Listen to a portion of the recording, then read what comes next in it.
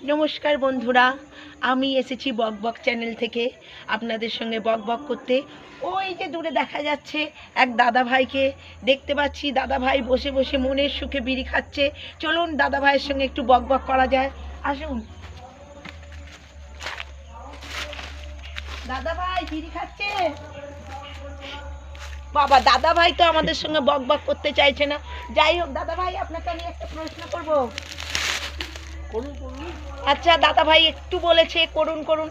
আচ্ছা দাদা ভাই, সূর্য কেন পৃথিবীর চারিদিকে ঘুরছে?